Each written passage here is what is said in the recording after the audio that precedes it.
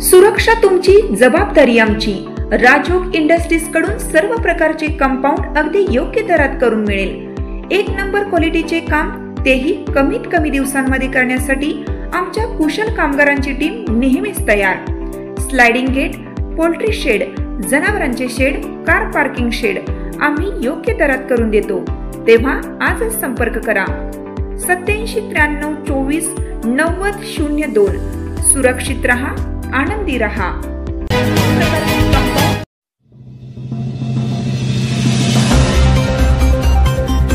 करगणीतील अल्पवयीन पीडितेच्या आत्महत्येनंतर आरपीआयचे जिल्हाधिकारी कार्यालयासमोर आंदोलन। सांगली जिल्ह्यातील आटपाडी तालुक्यातील करगणी गावात अल्पवयीन मुलीवर अत्याचार झाल्यानंतर बदनामीच्या भीतीने तिने आत्महत्या केल्याची धक्कादायक घटना घडली। या प्रकरणात आतापर्यंत 4 आरोपींना अटक करण्यात आली आहे। या घटनेनंतर संपूर्ण करगणी गावात भीतीचे वातावरण निर्माण झाले।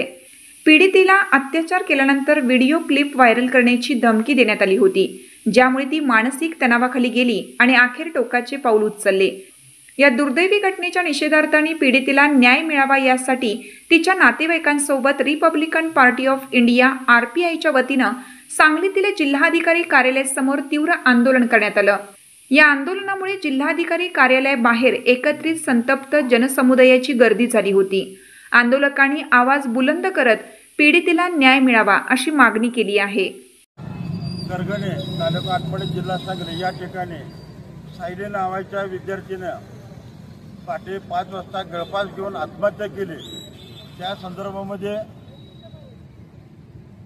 त्यांचे कुटुंब या ठिकाणी आलेलं आहे।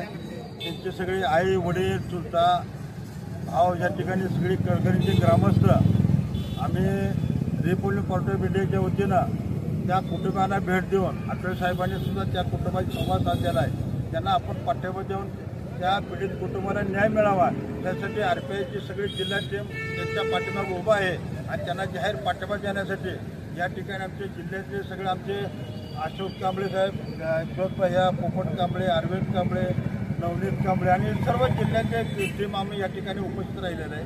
ही घटना अशी घडलेली आहे की सायली हिचा मृत्यू गळफास घेऊन झालेला आहे। या करगणी गावामध्ये किंवा तालुक्यामध्ये अतिशय घृण असं कृत्य झालेलं आहे। राज्याला काळीमा फासणारी घटना घडलेली आहे।